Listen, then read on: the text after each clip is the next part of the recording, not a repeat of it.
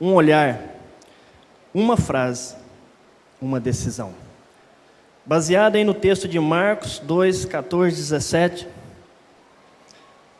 que diz o seguinte: passando por ali, viu Levi, filho de Alfeu, sentado na coletoria e disse-lhe: siga-me. Levi levantou-se e o seguiu. Durante uma refeição na casa de Levi, muitos publicanos e pecadores estavam comendo com Jesus e seus discípulos, pois havia muitos que o seguiam. Quando os mestres da lei, que eram fariseus, o viram comendo com pecadores e publicanos, perguntaram aos discípulos de Jesus: por que ele come com publicanos e pecadores? Ouvindo isto, Jesus lhes disse: não são os que têm saúde que precisam de médico, mas sim os doentes. Eu não vim para chamar justos, mas pecadores ao arrependimento. Pai, em nome de Jesus, nós queremos mais uma vez, diante da Tua presença, clamar pelo Teu Espírito Santo, pela Tua unção, trazendo sobre nós nessa noite entendimento da Tua palavra, discernimento da Sua vontade. Que ela, ó Deus, possa fazer mudança em nossos corações nessa noite. E que o Teu Espírito Santo, o único que tem toda a liberdade em nosso meio, fale conosco. Em nome de Jesus. Amém. Podem sentar, queridos.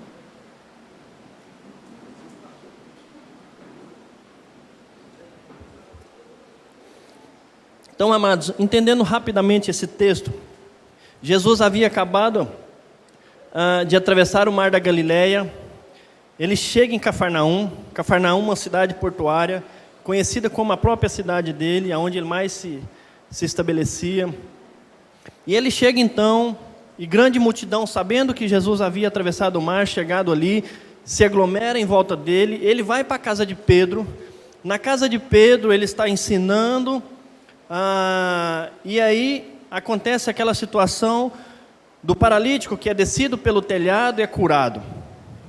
Após esse momento, então Jesus sai dali com toda aquela multidão que estava ao seu redor, em direção novamente ao mar. E nesse caminho acontece esse evento. Nesse caminho, então, ele encontra Levi. Aí começamos a pensar, que coisa linda, né? Eu não sei se você já parou, assim, com muito carinho para pensar nisso. O próprio Deus, Jesus encarnado, andando entre os homens. Nós sabemos que Jesus veio ao mundo, nós sabemos que Jesus andou aqui, mas quantas vezes você parou realmente para imaginar a cena, o próprio Cristo andando no meio do ser humano? Osley, que conversa é essa? A Bíblia nos garante em João 1 e 14. João 1 e 14. No princípio era o Verbo se fez carne, o Verbo desceu, o Verbo habitou entre nós. Agora, não só interessante o fato dele andar no nosso meio, dele ter descido à terra, mas interessante também olharmos que onde Cristo passou, algo tremendo sempre aconteceu. Aonde Cristo passa, queridos, algo tremendo, maravilhoso, além da presença dele em nosso meio, acontece. Não importa o lugar, não importa as circunstâncias, algo maravilhoso acontece diante da presença de Cristo. Você crê nisso? Amém? E eu quero relembrar alguns fatos dessas coisas maravilhosas que aconteceram. As ressuscitações. Nós temos a filha de Jairo, filha única, de 12 anos, diante de Jesus, ressuscita. O filho da viúva de Naim, o indivíduo já estava no cortejo fúnebre, e Jesus vai, toca o esquife, Esquife não é instrumento não, tá? Já vi muita piadinha disso. Jesus era músico, tocava o esquife. Jesus tocou o caixão e essa criança ressuscita. Lázaro, uma história conhecidíssima, 4 dias morto. Tira-se a pedra, Lázaro sai. Irmão, o que mais que nós podemos esperar de Jesus? Se ele fez isso enquanto estava andando pela terra. Nós temos aí curas. E quando eu falo curas, não é simplesmente dor de cabeça, não. Porque para Jesus não importa a enfermidade. Nós vamos lembrar aí do paralítico do tanque de Betesda. Ou seja, uma região onde havia ali coxos, cegos, paralítico de todo tipo. Aguardando o anjo descer, agitar a água, o primeiro que entrasse era curado. E Jesus chega então e cura esse indivíduo. Nós temos a história do cego Bartimeu. Jesus deu a vista a ele. Nós temos o homem da mão mirrada. Cristo operou o milagre. Nós temos a sogra de Pedro, estava acamada, com febre. Cristo curou. Nós temos outros, o servo do centurião, o próprio paralítico que foi descido pelo telhado, a mulher de fluxo de sangue, nós temos leprosos. Aonde Cristo andou, grandes coisas aconteceram. Parou por aí? Não, nós temos um pouco mais de lista aí. Nós temos as libertações. Você vai lembrar dos endemoniados gadarenos. Você vai lembrar de um mudo endemoniado, uma pessoa única, uma pessoa que não estava em grupo.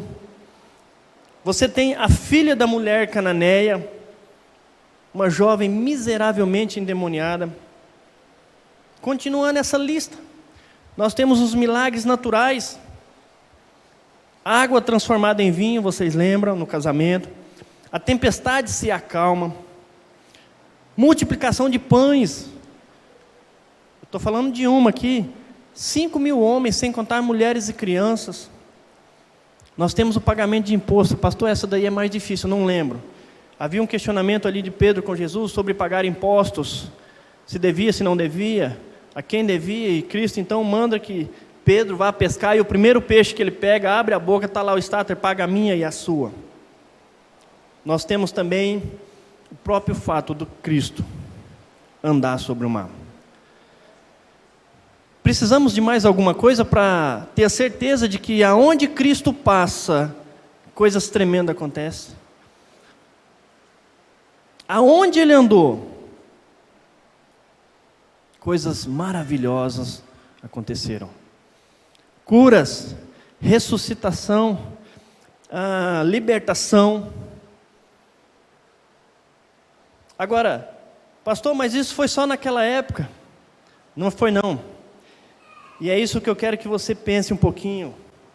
Que você pare aí, dá uma pensadinha com o coração. Jesus está aqui nessa noite. Amém? Jesus está passando aqui nessa noite. Te provo isso biblicamente. João 14:17. O Espírito de verdade que o mundo não pode receber, porque não o vê e nem o conhece. Mas vós o conheceis, porque habita convosco e entra entre vós. Oh, glória! Mateus 18:20. Pois onde se reunirem 2 ou 3 em meu nome, ali estou no meio deles. Cristo está aqui hoje. Eu tenho certeza disso. E você também. E se Cristo está aqui hoje, será que nós poderíamos crer que algo tremendo pode e vai acontecer nas nossas vidas hoje? Você crê nisso? Amém. E diante dessa fé, irmãos, eu quero pensar com vocês rapidamente, e eu garanto para vocês que hoje será muito rápido mesmo. Até me surpreendi, mas é o Senhor quem faz as coisas, né? Então eu quero pensar com os irmãos sobre 3 fatos ocorridos naquela ocasião. diante da presença de Cristo. E se hoje Cristo está aqui, eu afirmo para você que esses fatos também acontecem hoje. Primeiro deles, houve um olhar. Em meio a uma multidão, e era muita gente, irmãos, porque tinha gente vindo das aldeias da Galiléia, da Judéia, de Jerusalém.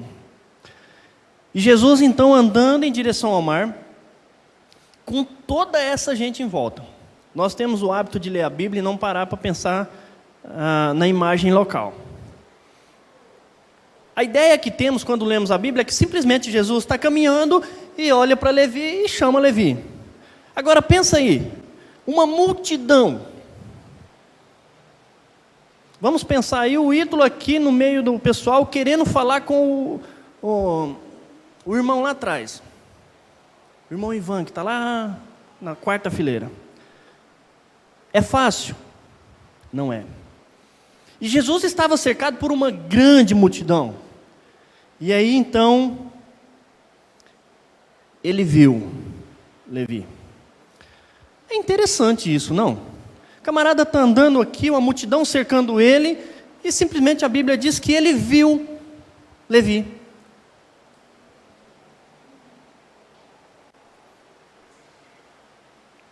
Espera aí. No meio de uma multidão, para alguém ver outra pessoa de forma tão especial, é porque ele dá atenção.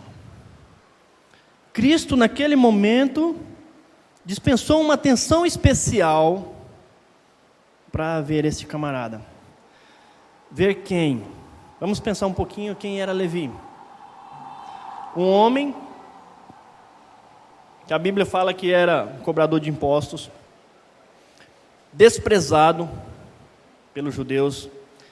Por quê? Exatamente pela sua função, pela sua profissão. Cobrador de impostos naquela época é sinônimo de ladrão, assassino, saqueador, assaltante, pecadores públicos e amaldiçoados. Por quê?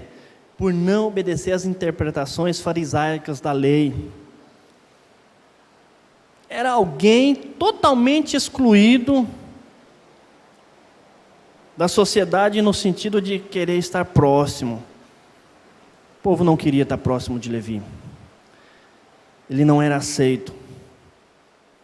E Jesus, no meio dessa multidão, dispensa uma atenção especial para Levi. Pensa você com um currículo desse. Quem ia estar perto de você? Quem ia te dar atenção? Um homem estava lá totalmente focado no seu trabalho, cumprindo os seus deveres, pensando nos lucros do seu trabalho. Porém, era um homem preso em seu sofrimento. Mas uma classe de pessoas que também perecia. Uma classe de pessoas que precisava do perdão. Agora vocês começam a entender por que da historinha de sexta-feira. Uma classe de pessoas que estava condenada ao inferno real.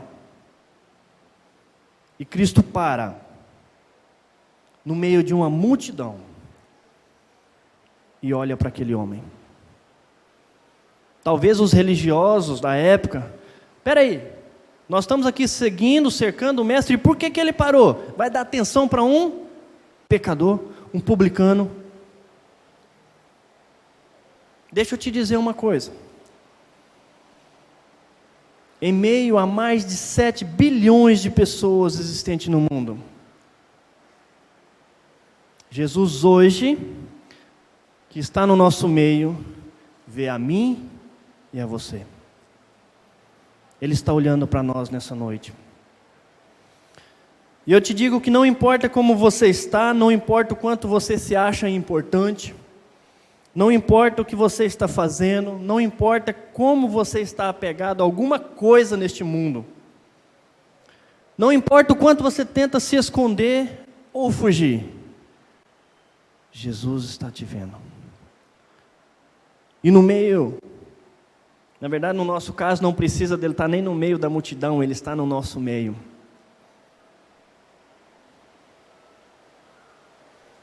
e ele para olhar para esse homem. E hoje Jesus está aqui nessa noite, simplesmente para olhar para você e para mim. Talvez você não tenha o currículo deste homem, mas está pertinho. Talvez você não esteja tão perto, mas apenas um item de pecado, o qual é simplesmente o fato de não crer em Jesus, levaria este homem, levaria a mim e levaria você para este inferno. Levi nunca mais foi o mesmo, querido. Ele teve a sua vida totalmente transformada. Ele foi liberto da sua prisão, do seu histórico de pecado, da sua vida de sofrimento. Tornou-se apóstolo, escreveu um dos primeiros livros dos evangélicos. E eu tenho certeza, nem por essa geração e nem pela a que há de vir, não será esquecido, como Mateus, o publicano. Mais à frente você vai ver Lucas tratando de Levi como Mateus, um dos apóstolos. E eu te digo, que da mesma maneira que Cristo olhou para este homem e olha para mim e para você hoje, você nunca mais, preste atenção, será o mesmo. Nunca mais. Porque por mais que você tente, o Espírito Santo há de incomodar, que existe um local terrível, o qual foi separado para o diabo e os seus anjos, e não para mim e nem para você. Amém? Segundo fato que aconteceu naquela história, que houve ali naquele exato momento uma frase. Pense comigo na história, uma multidão cercando Jesus, e Jesus viu aquele homem e agora ele precisa falar com ele. Arruma um microfone, arruma um alto-falante, arruma um megafone que eu preciso falar com Levi. Não. Ele também não gritou para Levi. Ou seja, ele foi até Levi. Aonde estava Levi? Ele foi lá. Querido, Jesus não quer gritar conosco, Jesus não precisa disso, Jesus simplesmente fala conosco. E essa frase que é interessante, é essa frase que tem que mexer conosco. Jesus deixando uma multidão religiosa, que achavam-se importante, que ele deveria ser o fato, o objeto de adoração. Eu sou suficiente para ti, tu és suficiente para mim. E ele deixa essa multidão e vai atrás desse homem. E ali, um papo rápido, muito rápido, apenas uma palavra. Ele chega até onde está Levi, sem gritar, sem alto-falante, pede licença para a multidão, fica aí, segue-me. Segue-me porque eu sou o caminho para o Pai. João 14,6. Eu sou o caminho, a verdade e a vida. Ninguém vem ao Pai a não ser por mim. Olha que interessante, pensa aí na loucura do momento. O camarada está lá, os seus afazeres, importante, para Roma.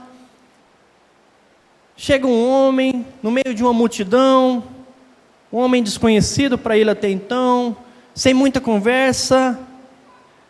Mas Jesus conhecia aquele homem. Jesus conhecia o histórico dele. Jesus conhecia o seu coração. Jesus conhecia o seu sofrimento. Assim como ele conhece o seu hoje. O seu coração, o seu sofrimento, as suas lutas. E a mesma palavra que se estendeu a Levi se estende a você e a mim nessa noite. Segue-me. Agora, que conversa doida. Jesus chega para ele, segue-me. Não, peraí, vamos abrir um diálogo aqui. Por que eu devo te seguir? Eu tenho a minha vida, eu tenho o meu trabalho, a minha profissão aqui é rentável, meu futuro é garantido, eu tenho a minha religião, afinal de contas, eu nem te conheço. Não seria mais fácil para ele? Não seria essa a nossa resposta? Será que você hoje não está dando essa resposta para o Senhor? Segue-me, porque eu tenho vida abundante para você. João 10:10. Eu vim para que tenha vida e tenha com abundância. O próprio Cristo nos afirma isso, querido.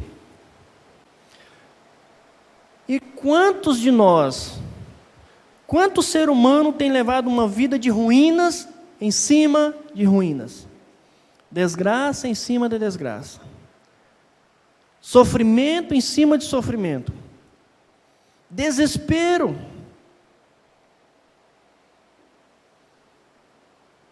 Mas, Senhor, Tu está dizendo, segue-me, mas espera aí, vamos conversar, eu sou crente já, eu até vou na igreja. Senhor, olha, eu tenho aqui a minha família, eu tenho... Senhor, simplesmente segue-me, porque eu tenho uma vida abundante para você. E o interessante é que essa palavra abundância no grego significa nada. Olha só, queridos, quanta coisa maravilhosa Deus faz para nós. Além da medida. É como se você tivesse uma medida tal, e Deus está falando, eu vou pôr além. Eu tenho além disso para você. Ou seja, eu tenho uma vida que vale a pena ser vivida. Uma vida de alegria, uma vida de paz, uma vida eterna. Segue-me porque vale a pena. Segue-me porque eu estou te chamando. Mateus 11:28, vinde a mim todos que estão cansados e sobrecarregados, e eu vos darei descanso. O que Cristo quis dizer exatamente para Levi foi isso. Sem muita conversa, segue-me porque eu sou o único caminho para você chegar ao Pai. Não existe nada que você faça, não existe nenhuma religião além de mim. Segue-me porque eu tenho uma vida abundante para você. Segue porque eu estou te chamando. Essa é a mesma palavra que Cristo tem para nós hoje. Para nós que estamos cansados, sobrecarregados, nós reclamamos dessa vida, nós reclamamos da nossa sociedade, nós reclamamos de tanto sofrimento. E Cristo está falando, segue-me, eu vou à sua frente, eu vou te dar descanso, eu vou te dar paz, mesmo que não seja nessa vida, mas você terá paz eterna, querida. Se hoje ouvir a minha voz, queridos, não endureça o coração. Deus, Cristo está te chamando para sair da vida de pecado. Cristo tem nos chamado para sair da vida de religiosidade. Cristo tem nos chamado para sair do caminho de condenação. Quando eu falo condenação, vocês param um pouquinho e lembram da imagem do inferno. Um local de tormento, de sofrimento, de onde não poderá mais sair. Essa é a proposta que Cristo tem para nós hoje. Essa é a palavra que Cristo tem para nós hoje. Eu estou olhando para você. Segue-me. E por último, eu disse que ia ser rápido hoje.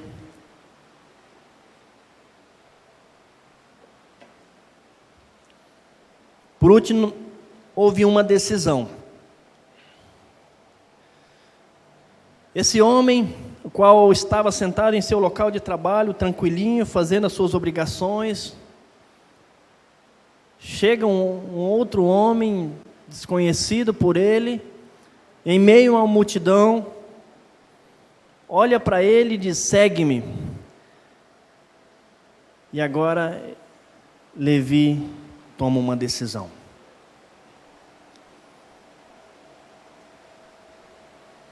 Espera aí, pastor. Mas para a gente tomar uma decisão, a gente tem que pegar caneta e papel e começar a fazer continhas para ver se vale a pena. Deixa eu ver os termos do contrato. Deixa eu fazer uma análise minuciosa para ver se vale a pena lhe obedecer. Não. A Bíblia não relata isso. A Bíblia não relata nenhuma conversa da parte de Levi. Nenhuma explicação, mas espera aí, Senhor, quem és tu? Se o senhor não sabe, eu sou publicano e responsável pelo porto de Cafarnaum. Então todos os impostos de exportação e importação e coisa mais, eu sou responsável, eu sou um cabra importante aqui. Como é que tu me chama para te seguir? Que garantias eu tenho? O que vai acontecer? Espera aí, para onde nós vamos? Espera aí, como é que vai ficar aqui aonde eu estou, o meu trabalho? Não houve isso. Ele simplesmente entendeu que não queria mais viver como ele estava vivendo. Levi simplesmente entendeu que havia algo a mais, o qual somente uma pessoa pode dar: Cristo. Ninguém mais, nenhuma igreja, nenhum ser humano, a não ser Cristo. E esse algo a mais, Levi entendeu. Ele não esperou uma segunda oportunidade. Ele tomou uma decisão rápida, sem pestanejar, sem pensar muito. E tendo hoje em nosso meio esse mesmo Cristo, o qual tem olhado para nós e tem nos chamado, talvez nós possamos, nesse exato momento, olhar para a nossa vida confortável, nosso momento tranquilo, as nossas alegrias sendo realizadas, os meus planos sendo executados, os meus alvos sendo traçados.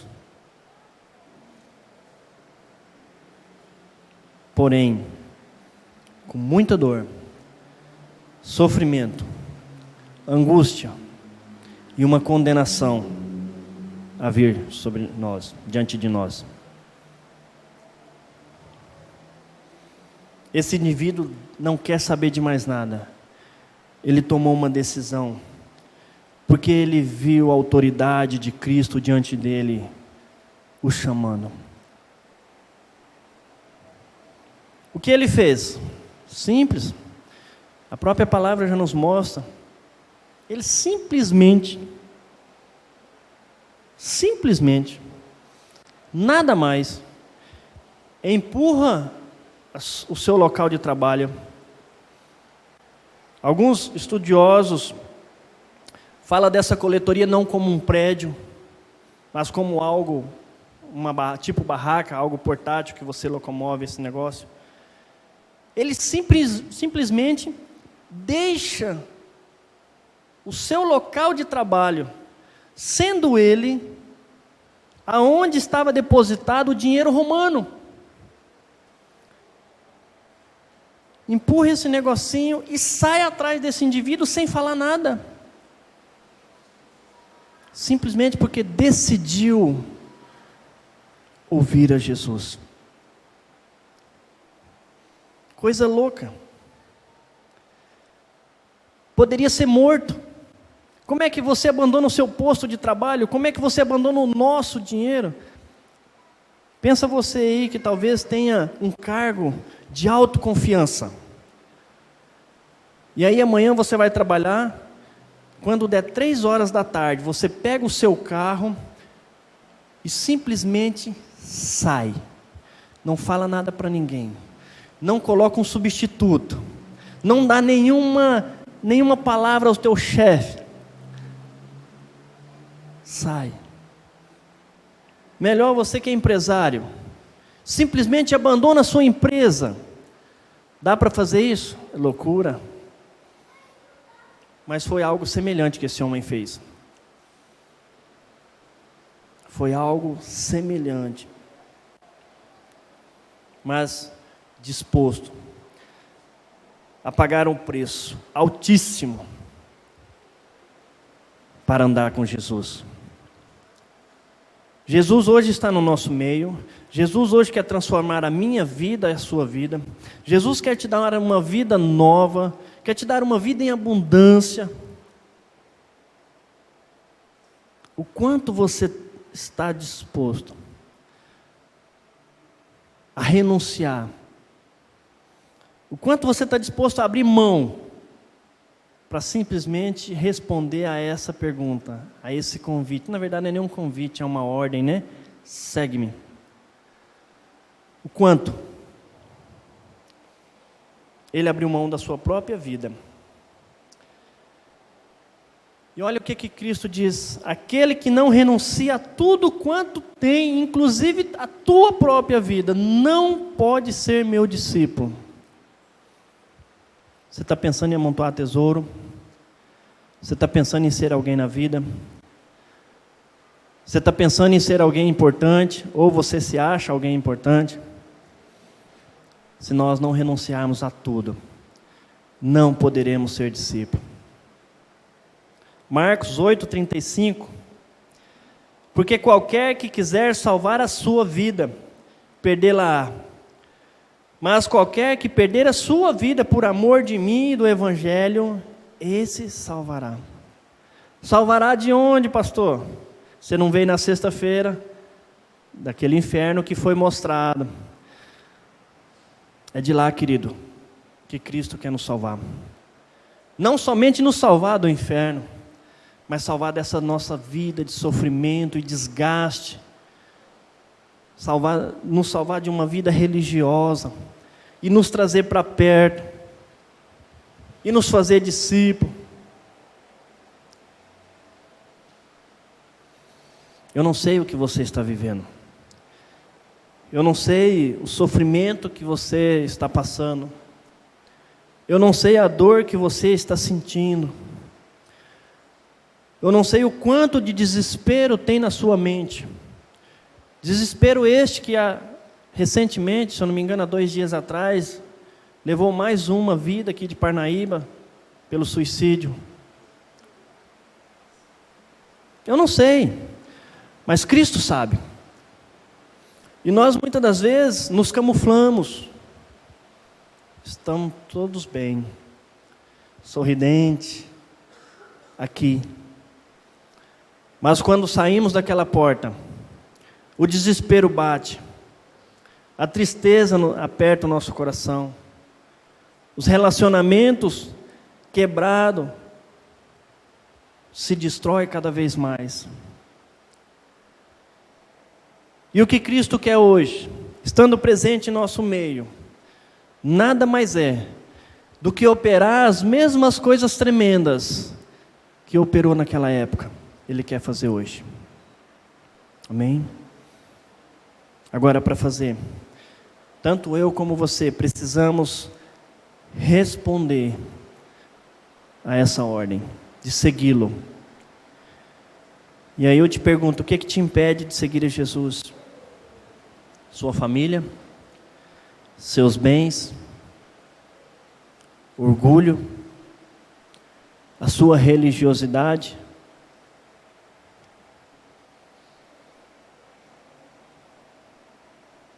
Sendo hoje o dia que o Senhor escolheu para fazer algo maravilhoso na nossa vida, na vida dessa igreja, na minha vida e na sua vida, que resposta você dá a Ele? Jesus quer nos transformar a cada dia. Jesus quer operar grandes coisas em nosso meio. Que resposta nós vamos dar a Ele? Levi simplesmente seguiu, levantou e o seguiu. E você? Qual vai ser a sua decisão? Continuar como está? ou segui-lo de forma diferente, sem olhar se vale a pena. Pastor, esse negócio vale a pena? Vale. Prova disso nós vimos na vida desse homem. Não só na vida dele, de um pecador que se arrependeu. Mas um pouco mais à frente na história, você vai lembrar da história de Zaqueu. Pastor, o que tem a ver Zaqueu com Mateus? Simples. Se você lembrar, Zaqueu era chefe dos publicanos, inclusive de Mateus. E esse indivíduo vê então Levi tomando essa decisão, abandonando o seu posto, aquilo que era valiosíssimo para ele, e segue um homem. No mínimo, deve ter gerado uma curiosidade. Quem é esse indivíduo que teve tanto poder para fazer um dos meus homens abandonar o seu posto de trabalho, disposto a perder a sua vida para segui-lo? Eu quero conhecer. E aí nós vamos ver a história de Zaqueu se convertendo um pouco mais à frente. Qual vai ser a sua decisão hoje? Baixa a sua cabeça um pouquinho. E eu quero que você pense diante do Senhor. Eu quero que você pense diante de tudo que foi falado. Sabendo que Cristo hoje está aqui. Não é o pastor Osley. Não é a Igreja Batista Betânia. É você e Cristo em presença real diante de você. Pensa você e Ele. Diante da vida que você tem vivido, Ele está olhando para você. Diante da tua situação, Ele está te dizendo algo: segue-me. É uma ordem que Cristo dá para você segui-lo, para eu segui-lo, para nós juntos segui-lo como mestre, como Senhor. Pensa aí que resposta você quer dar ao Senhor. Você que até então não creu em Jesus como Senhor e Salvador da tua vida. O Senhor te chama para estar com Ele. O Senhor te chama para segui-lo. Que resposta você vai dar para Ele hoje? Você que está desviado dos caminhos do Senhor, que já teve um encontro, conhece, mas se afastou. O Senhor hoje te chama para segui-lo novamente, para restaurar a sua vida.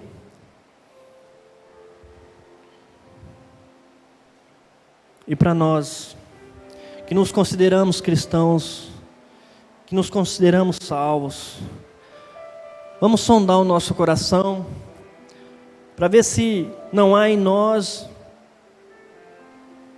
algum orgulho, por nos considerarmos especiais diante de Cristo. Sondar o nosso coração para ver se não há em nós nenhuma ponta de religiosidade,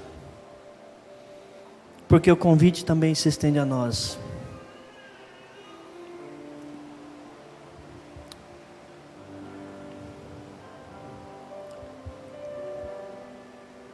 Cristo podia ter dado atenção à multidão que estava ao seu redor, mas Ele parou diante de um homem que precisava dele. Cristo hoje está diante de nós, porque nós precisamos dele. Responda ao Senhor.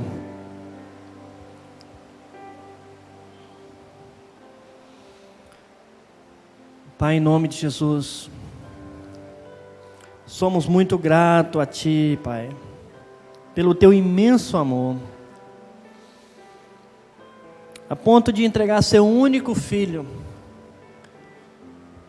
em sacrifício,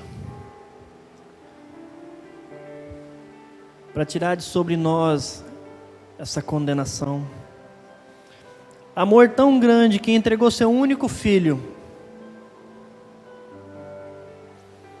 para nos dar vida e vida em abundância.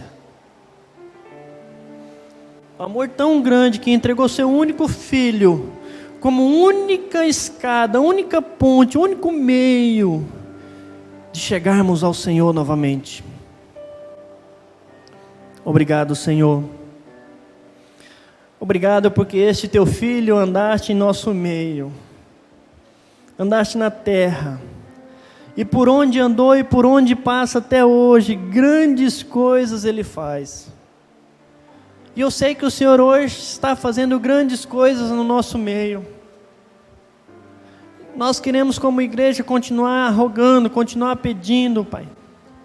Em nome de Jesus.